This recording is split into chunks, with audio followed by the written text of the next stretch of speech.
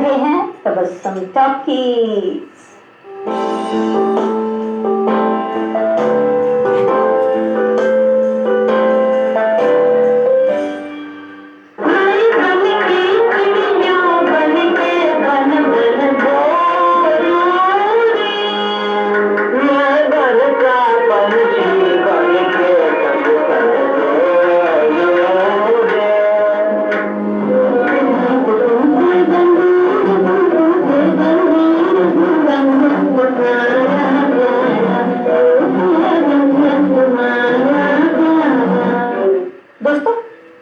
मियाँ बीवी थे और उनकी शादी को कई साल हो गए थे, लेकिन बीवी अपने पति से बहुत नाराज थी।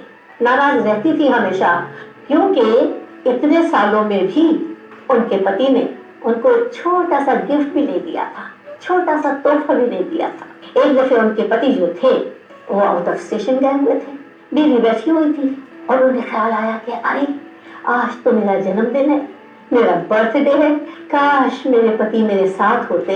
फिर सोचा कि होते भी तो क्या करते, एक गुलाब का फूल भी लाके नहीं देते। इतने में दरवाजे पे दस्तक हुई, खट खट खट। उन्होंने जाके दरवाजा खोला, पोस्टमैन ने उनको एक लेटर दिया, साइन करके लेटर लिया, खोल के देखा तो दंग रह गई। उनके पति ने उनको उनके बर्थडे पे 5000 का चेक भेजा था।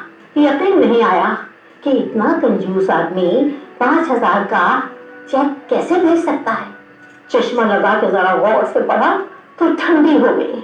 5000 के आगे लिखा था किसेस, 5000 किसेस का चेक भेजा था।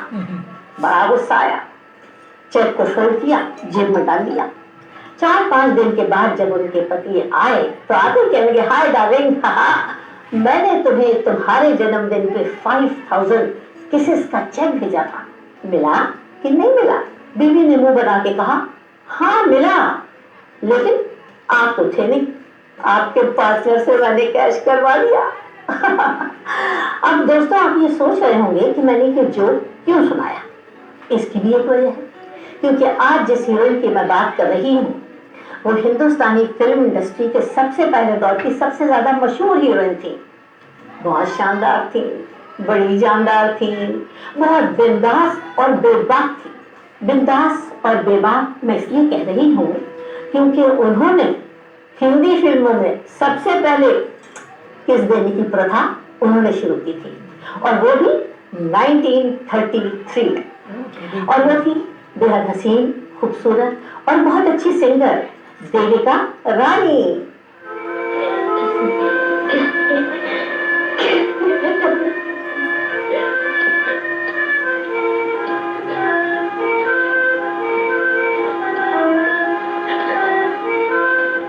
30 मार्च 1908 में पैदा हुई थी देविका रानी विशाखापट्टनम में, जो आंध्र प्रदेश में है। एक बहुत ही अमीर और रईस खानदान में बंगाली हिंदू परिवार में पैदा हुई थी। उनके पिता का नाम था मनमथनाथ चौधरी। वो कर्नल थे, डॉक्टर थे और बहुत बड़े जमींदार थे। देविका रानी की माँ का नाम था लीला देवी चौधरी। वो बहुत पढ़ी लिखी थी और गुरु रविंद्रनाथ टैगोर की नीस थी। देविका रानी का पूरा नाम था देविका रानी चौधरी।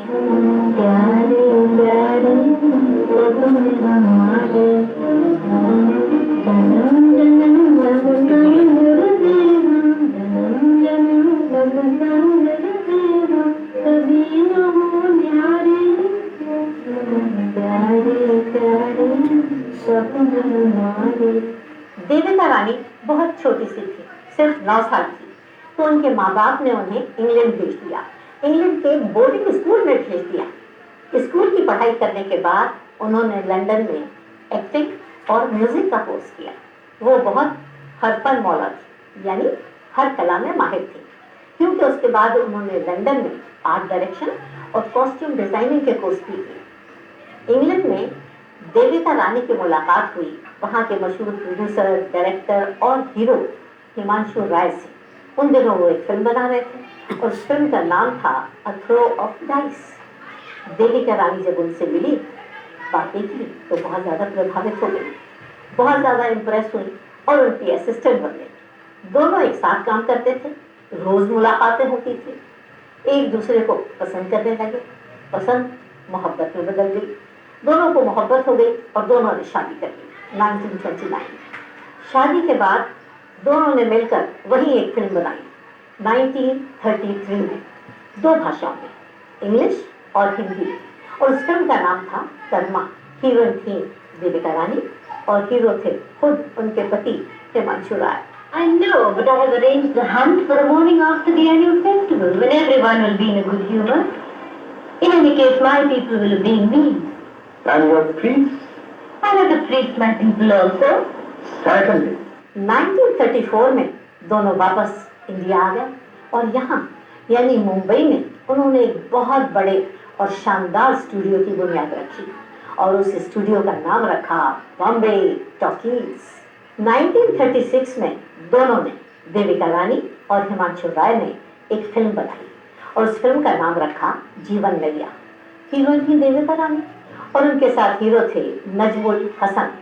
वो बहुत ही हैंडसम और खूबसूरत नौजवान थे। उस फिल्म की शूटिंग के दौरान देविका रानी का दिल नजमुल हसन पे आ गया और वो उनके साथ फरार हो गई, भाग गई। यहाँ अपना सब कुछ छोड़ के, अपने पति को छोड़ के, प्रॉपर्टी को छोड़ के और यहाँ तक कि अधूरी फिल्म को छोड़ के बॉम्बे टॉकीज में एक तहलका मच गया। सबने बड़ी भाग दौड़ की और बड़ी मुश्किल से देविका रानी को इस बात पे राजी किया कि कम से कम ये अधूरी फिल्म तो पूरी कर लीजिए। वो राजी हो गई, लेकिन नजमुल हसन को रिप्लेस कर दिया अशोक कुमार। और हम आपको ये भी बता दें कि अशोक कुमार जी का भी ये पहला ब्रेक था। 5 साल हुए लता, वो दिन याद है जब हम तुम पहले प्यार मिले? 5 साल। कल की सी बात मालूम होती, दिन जाते देर नहीं लगती। वही रूप, वही रंग, वही मतवाली आंखें। जीवन नैया के बाद देविका रानी ने अशोक कुमार के साथ कई फिल्मों में काम किया और उनमें से ज्यादातर फिल्में कामयाब रही, जैसे इज्जत, वचन और अछूत कन्या।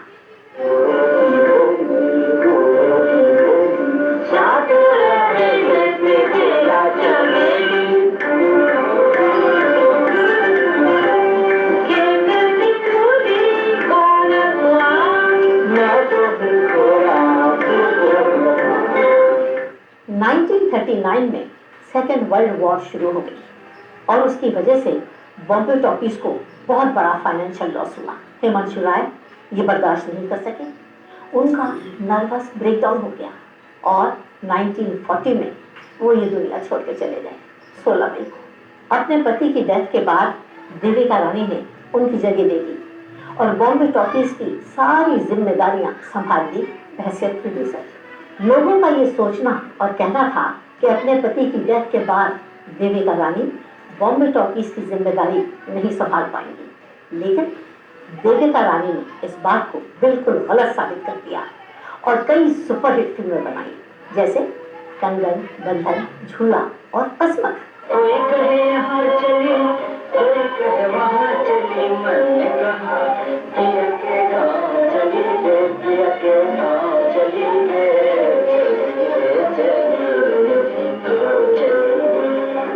दोस्तों, हम आपको ये भी बता दें कि मधुबाला को फिल्मों में सबसे पहले ब्रेक दिया था देविका रानी ने 1942 में बहैसियत चाइल्ड आर्टिस्ट बेबी मुमताज के नाम से, और उस फिल्म का नाम था बसंत।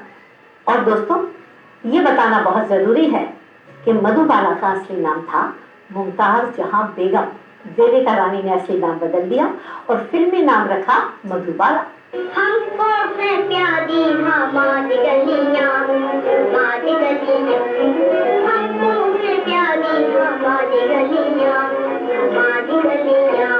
1942 में मधुबाला को पहला ब्रेक देने के बाद 1944 में देविका रानी ने एक और फिल्म बनाई और उस फिल्म का नाम था जवान भाटा, और उसमें भी देविका रानी ने एक नए लड़के को पहला ब्रेक दिया था और उस लड़के का नाम था यूसुफ खान।